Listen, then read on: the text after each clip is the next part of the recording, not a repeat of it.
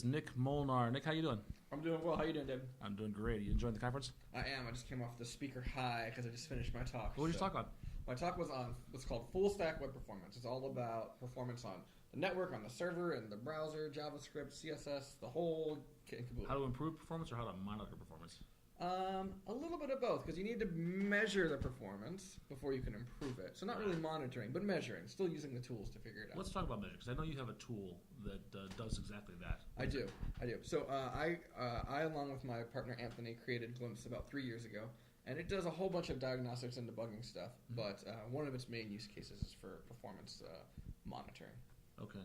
Tell me a little about for just the elevator pitch. If I didn't know anything at all about Glimpse. If you don't know anything at all about Glimpse, Glimpse is basically it is Firebug or your F12 developer tools, but for the server. So instead of JavaScript, HTML, CSS, client-side concerns, it's routes, SQL calls, execution time of your methods on the server. Okay. And it's completely extensible platforms. There's all different kinds of plugins that you can use to tap into other frameworks that your app may be using. All right, so it's all server side, but it actually shows up on the client side, right? In the does. browser. It does. So we kind of like to take the info that we're gathering on the server and show it to you in the place where you would most expect it to be. Mm-hmm. So as you're just browsing around your page, you just click on some link. How long did that one take? Or what happened in the background to render this? And so it's right there. Kind of hidden. We have a little icon that's pretty low profile, but you can click on it and expand it and get a lot more details. Okay. Tell me about some of the stuff you're going to see if I expand that. So if you expand that and you have installed, like our most popular plugin packs are for ASP.NET MVC, ASP.NET Web Forms, and Entity Framework. Okay. So the Entity Framework, we also have an ADO.NET one, but they basically are the same thing. They'll add a SQL tab. That's probably our most popular tab. It shows all of the SQL queries that happened for that HTTP request. So when I clicked on the link, it will show me, here's the 3 SQL queries that I made. It will show you the full SQL that was executed, how many rows were affected, how long it took. Basically the same info that you would get at a query analyzer, but you get it for free automatically. So if you go to some page and you see there's 500 queries or 100 queries, there's something wrong here, right. And you can dig in and fix it. That's interesting, because I guess I assumed that this was Glimpses installed on the IIS server, correct? It is. It runs on the web server. You don't have to do anything with IIS. You just put a DLL in your bin and change your web config, which our NuGet package does all that for you. So really all you need to do is install NuGet package, install -package, Glimpse, and you're up and running. Okay, but the my queries that are being generated from Entity Framework, for example, they might not have anything to do with the website. They may be in some separate package, but it's still monitoring that. So if the query is running in process, we can still monitor it. But if you're using, if you have like a service layer, and you call it to your service layer, and then the service layer calls the database, and then returns everything, then you won't. Okay, so anything that's in process of the web application, the ASP.NET application, that's what you can monitor. Okay, yes. I get that now. That makes sense. And you said something else that you have these what did you call them? Plug-in package. So Glimpse itself isn't really as full-featured as it can be when you just install it. It depends upon what packages you've installed, exactly. Plugins. Yeah, exactly. So Glimpse in and of itself is just the framework. It's the shell. If you actually go to NuGet and install a package called Glimpse, it's not going to do anything for you. Okay. You'll want to install the packages that most closely match the technologies that you're using. So I use MVC and EF a lot, so I'll install glimpse.mvc5 or glimpse.mvc4, whatever version. Those are the package names on NuGet, and Glimpse Entity Framework 5 or Glimpse Entity Framework 6. And then I'll install that. And then with those plugin packs, you get other tabs that light up. So I covered the SQL one on Entity Framework. In MVC, we have a tab for routes. That shows you all the route configurations in the route tab and which one matched for that configuration. And for the ones that didn't match, why they didn't match. Maybe a constraint failed or something like that, and we'll highlight that for you. We also have an execution tab that's popular for MVC, and Web Forms has the same tab that shows you all of the MVC methods. So the action method, the action result, the action filter, all of those things that ran, the order in which they ran, and how long they took. Okay. What's the you said installing NuGet package? That sort of implies it's happening inside of Visual Studio, right? Yeah, when you install the NuGet package, that will happen inside of Visual Studio. So are you adding things to your project, to your solution? You add a reference to the DLL. Okay. And we update the web config file that you have. All right. So they're actually DLLs being deployed as part of your project. Yes. Does that mean that if I have two applications running on the same web server, I'll need to set a reference to Glimpse in both of them if I wanted to monitor each of them? Yes. So for every app that you run, you have to have Glimpse. Okay. Tell me a little bit how Glimpse works under the hood. How did you upload it? It's written in C#? It's completely written in C#. Okay. The way that it works under the hood is actually quite simple from a high-level perspective. I think that we've done a good job, and it looks really fancy, but it's quite simple. So what ends up happening is I mentioned that we edit your web config. The reason why we do that is because we add a reference to our HTTP module, which is in the DLL that you get, and to our HTTP handler. So when a request comes in to your website, the HTTP module is there to catch the beginning and the end of the request. Okay. At the beginning of the request, we set up some state that we use to keep track of what's happening during a request.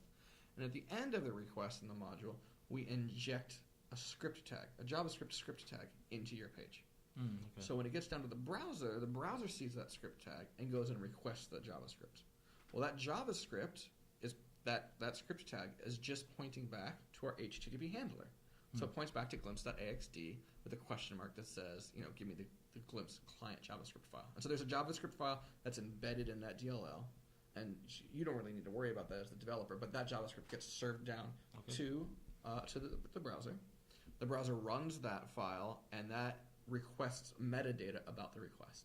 So all of the data that we gather during the request, like those SQL queries, that gets serialized into a JSON payload. That JSON payload is also sent down to the browser, and then the client JavaScript file takes all that metadata and then renders it into tabs and tables and the whole UI. That's what you see when you expand that icon. Exactly. Okay. Exactly. All right. So that sounds like really awesome stuff to look at while you're doing development, while you're doing testing. Yes. But once it's in production, I don't want my users to see that. How do I handle that? Okay. So there's two different things. In production, you still might want it as a developer to monitor to see how things are doing, because you're probably using your app in production. So for that, you can set up security policies. So out of the box, we ship with a security policy that says Glimpse can only run on localhost. Okay. So if you try to deploy to Azure, something Glimpse just won't show up. And you're like, what's going on? So we have it very well documented that you need to disable that policy, because we like to be hardened by default. But you can write your own policy. It's one method that you have to implement. We actually give you a stub file that you can just uncomment.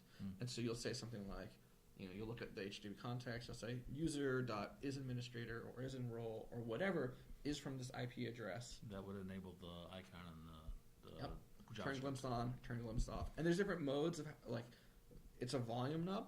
Okay. So all the way turned up full blast is show Glimpse in the browser all the info. But you can dial it back a little bit. So you say, for this request, I still want to gather all the information and store it in Glimpse's little database, but don't show that user that data.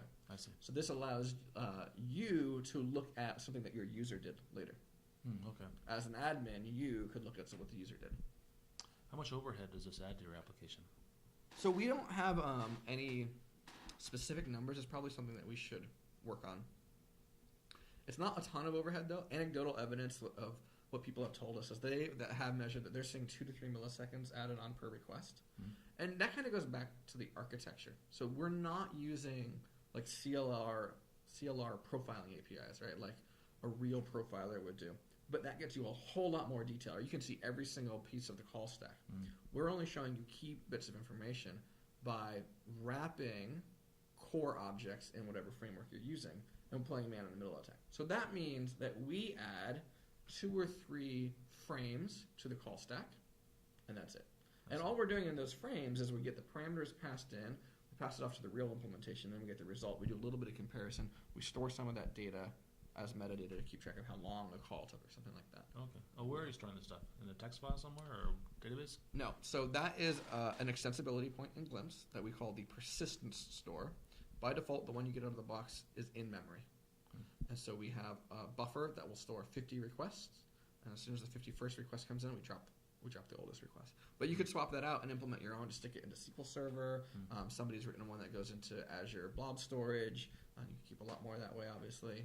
So wherever you want to, but we just keep it in memory when you get the out-of-the-box experience. All right. This is a commercial product or an open source project or what? It's not. It's 100% open source. Always has been, always will be. We are licensed under Apache 2. We are, however, sponsored by Redgate, who is a commercial company. But they called us, it'll be 2 years ago in July, and said, hey, we really like Glimpse, we like what you're doing, but we don't feel like you are fixing bugs fast enough and adding new features. What can we do to help? And we said, listen, if you can have some devs, fix some bugs or whatever, that's great. We'll take in your pull request. I'm like, well, we want to do more. And so as we talked to them, we said the limiting factor is Anthony and I had to feed our families, right? We had real jobs. This was a weekends and nights kind of thing. They said, well, how about this? We'll just give you 40 hours a week. We'll pay your salary so you can work on this full time. So you quit your day job. You went to work for Redgate. We went to work for Redgate doing open source software. Excellent. That's a great tool. What does Redgate get out of this?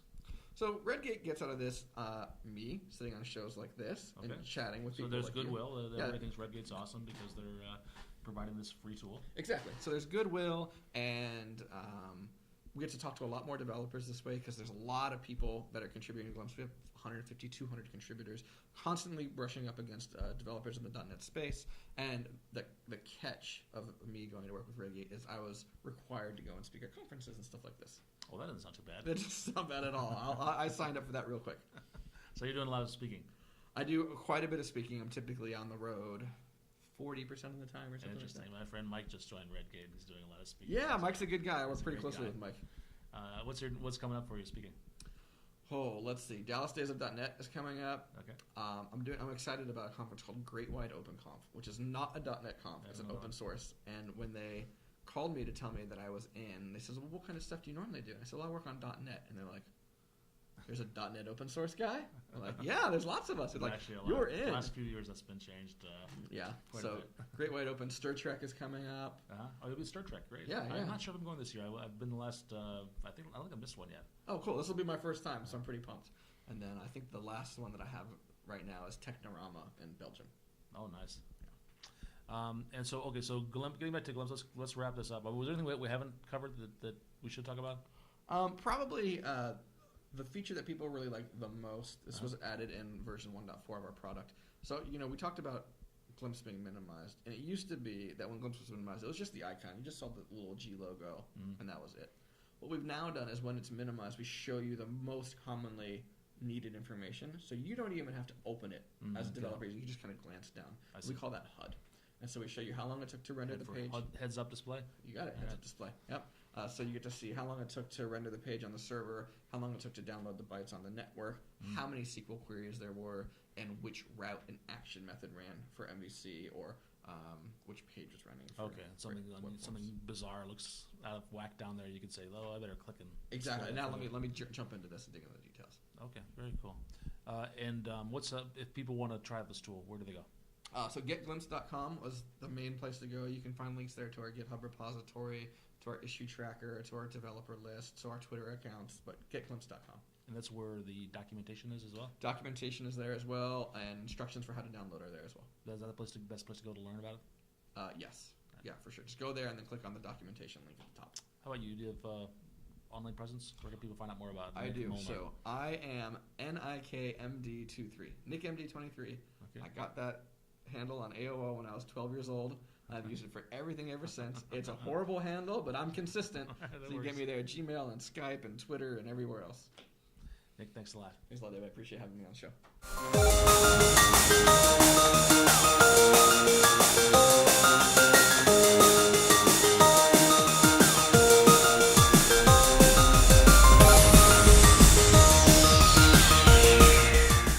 Technology is my only friend.